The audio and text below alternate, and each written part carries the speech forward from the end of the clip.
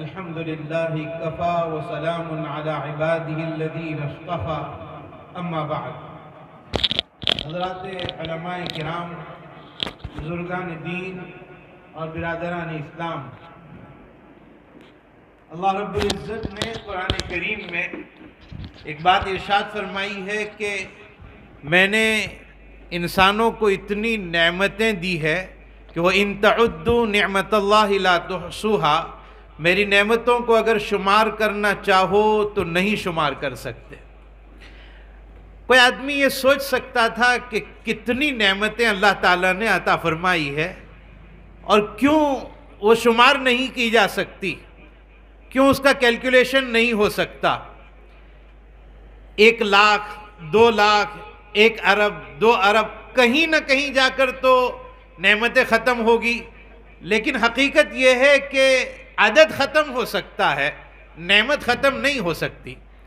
اور اس کو ایک مثال کے ذریعے سے میں آپ کو سمجھا کر اپنی بات کو آگے بڑھاتا ہوں کہ اللہ تعالیٰ نے جو کچھ نعمتیں عطا فرمائی، ان بہت ساری اربہا ارب اور کھربہا کھرب نعمتوں میں ایک چھوٹی سی نعمت میری اور آپ کی آنکھ، اس آنکھ پر اگر کوئی آدمی ریسرچ کرتا رہے، تحقیق کرتا رہے کہ آنکھ میں کیا کیا چھپا ہوا ہے، کتنی باتیں پوشیدہ ہے، اس میں سیاہی ہے، سفیدی ہے، اور اس میں پانی بھی ہے، جس کو کسی شاعر نے کہا ہے کہ مزہ برسات کا چاہو تو میری آنکھوں میں آ بیٹھو.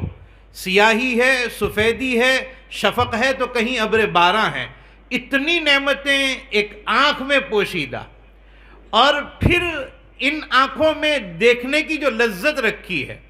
آنکھیں 2 ہی ہے، لیکن دیکھنے سے جو لذت کا احساس ہوتا ہے وہ مختلف جگہوں پر مختلف ہے. ان آنکھوں سے اگر کوئی مکہ مکرمہ میں جا کر کعبۃ اللہ کا دیدار کرے، ایک خاص قسم کی لذت کا احساس ہوگا. اپنے گھر میں جا کر اپنے بچوں کو دیکھے انہی آنکھوں سے تو شفقت کے جذبات ابھرنے لگتے ہیں. انہی آنکھوں سے اپنی بیوی کو دیکھے تو محبت کا ایک الگ سمندر موجیں کھاتا ہوا سامنے آتا ہے. ماں کو دیکھے انہی آنکھوں سے تو عظمت سامنے آتی ہے. تو آنکھیں 2 ہی ہے اور اس میں ہزاروں نعمتیں چھپی ہوئی ہے، ہزاروں باتیں پوشیدہ ہے. انہی 2 آنکھوں پر کوئی لکھتے لکھتے لکھتا رہے تو قلم ٹوٹ سکتا ہے. آنکھ میں پوشیدہ جو رازہائے سربستہ ہے وہ ختم نہیں ہو سکتے ہیں. بے شمار نعمتیں انہی 2 آنکھوں میں. ہمارے مفسرین میں حضرت مفتی محمد شفیع صاحب، پاکستان کے جو تھے دارالعلوم دیوبند کے استاد رہے ہیں، مفتی محمد شفیع صاحب رحمۃ اللہ علیہ، معارف القرآن میں لکھتے ہیں الم نجعل لہ عینین ولسانا وشفتین کے تحت کہ یہ جو نعمتیں اللہ تعالیٰ نے بیان کی ہے، جن میں 2 آنکھیں خاص طور پر پہلے نمبر پر بیان کی، یہ آنکھیں ایک خاص حلقے میں اللہ تعالیٰ نے رکھی ہے. اور پھر آنکھوں کے اوپر بال رکھے ہیں اللہ تعالیٰ نے بھووں کے. کوئی تنکا آ کر اگر اندر جانا چاہے تو وہ ان بھووں میں اٹک جائے گا. پلکیں رکھی ہے، اگر نیچے اتر آئے تو وہ پلکوں میں اٹک جائے گا. سامنے سے کوئی چیز آ کر ٹکرا جائے، اس کے لیے اللہ تعالیٰ نے ایک مضبوط ہڈی کا ایک حلقہ رکھا ہے کہ وہ اس ہڈی میں لگ جائے، آنکھ کی حفاظت ہوتی رہے. آنکھ کے اندر کوئی چیز گر جائے اتنی ساری حفاظتوں کے باوجود، تو اللہ تعالیٰ نے اندر ہی اندر پانی کا ایسا نظام رکھا کہ وہ پانی اندر حرکت کرتے ہوئے اس گری ہوئی چیز کو باہر لے آئے گا. اور پھر فقہائے کرام سے آپ معلوم کیجئے کہ وضو میں چہرہ دھونے کو فرض قرار دیا گیا ہے. ناک میں پانی ڈالا جاتا ہے، وضو میں، غسل میں چہرہ دھویا جاتا ہے، وضو میں کان کا مسح کیا جاتا ہے. لیکن کہیں کسی فقیہ نے اور شریعت کے کسی بیان کرنے والے نے یہ نہیں کہا کہ آنکھ کے اندر کو دھویا جائے گا.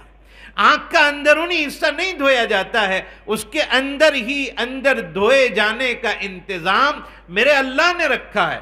ان سارے انتظامات کے ساتھ آنکھ جیسی عظیم نعمت حق تعالی شانہ نے ہمیں عطا فرمائی اور یہ بتلا دیا اندرونی حفاظت کی ذمہ داری ہم نے لے رکھی ہے، باہر سے آنے والی بدنظری سے حفاظت کی ذمہ داری ہم تجھے دے رہے ہیں. قل للمؤمنین یغضوا من ابصارہم ویحفظوا فروجہم، مومنین سے کہہ دو کہ اپنی نگاہوں کو پست رکھے اور اپنے شرمگاہوں کی حفاظت کرے۔ آنکھ بہت بڑی نعمت ہے، آپ اس کی قدر اگر سمجھنا چاہیں تو اس سے پوچھئے جس کو اللہ تعالیٰ نے آنکھ کی نعمتوں سے محروم کر دیا۔ بہت عظیم ترین نعمت، اور اس عظیم ترین نعمت کی حفاظت کے بار بار بیانات قرآن کریم کے ذریعے، حدیث پاک کے ذریعے سرکار دو عالم صلی اللہ علیہ وسلم نے بیان فرمایا لعنت برستی ہے اس مرد پر اور اس عورت پر جو مرد بدنظری کرے، اور اس عورت پر بھی لعنت اترتی ہے جو بے پردہ باہر نکل کر بدنظری کا موقع فراہم کرے۔ دونوں کے اوپر لعنت برستی ہے۔ تو نظر کی حفاظت ایک بہت بڑی چیز ہے۔ چونکہ یہ شادی کا موقع ہے، اس لیے میں نے اس مناسبت سے آنکھ کے اوپر دو باتیں آپ کے سامنے ذکر کر دی۔ نکاح کے جو کچھ مقاصد ہے ان میں سرکار دو عالم صلی اللہ علیہ وسلم نے یہی خاص طور پر بیان فرمایا ہے، یا معشر الشباب من استطاع منکم الباءۃ فلیتزوج، اے جوانوں کی جماعت، تم میں سے جو بھی گھر بسانے کی استطاعت رکھتا ہو اس کو چاہیے کہ وہ نکاح کر لے۔ کیوں نکاح کرے؟ فرمایا فَإِنَّهُ أَغَضُّ لِلْبَصَرِ، اس لیے کہ نکاح نگاہ کی اور آنکھوں کی حفاظت کا ذریعہ ہے، وَأَحْسَنُ لِلْفَرْجِ، اور اپنی شرمگاہ کو بچانے کا ایک ذمہ داری والا کام ہے۔ تو آنکھوں کی بھی حفاظت ہوتی ہے، زنا سے بھی آدمی بچتا ہے۔ اس سے آپ اندازہ لگائیے کہ شریعت نے نکاح اس لیے رکھے تاکہ آدمی اپنی نگاہوں کی حفاظت کرے۔ تو نکاح کے موقع پر جو کچھ نیت ایک نکاح کرنے والے لڑکے کو اور لڑکی کو کرنی چاہیے وہ یہ نیت ہونی چاہیے کہ اللہ آپ نے نگاہوں کی حفاظت ہمیں سپرد کی ہے، حکم فرمایا ہے کہ نگاہوں کی حفاظت کریں۔ اے اللہ، اب تک آپ کے حکم کے بہت ہم نے خلاف کام کیا ہوگا اور نظروں کا غلط استعمال کیا ہوگا، مولا اب میرا نکاح ہونے جا رہا ہے۔ نکاح کرنے والا لڑکا بھی یہ دعا کرے، لڑکی بھی یہ دعا کرے، اے اللہ آپ کا کرم ہے کہ آپ نے ایک زندگی ساتھ میں گزارنے والا ساتھی مجھے دے دیا ہے۔ ہم دونوں مل کر یہ ارادہ کرتے ہیں اور آپ کے سامنے عہد کرتے ہیں کہ اب تک جو ہو چکا اس پر ہم آپ سے معافی مانگتے ہیں، اور آئندہ کی زندگی کے لیے ہم عزم مصمم کرتے ہیں کہ انشاءاللہ ہم اپنی نظروں کی حفاظت کریں گے۔ یہ نکاح کی تعلیم ہے۔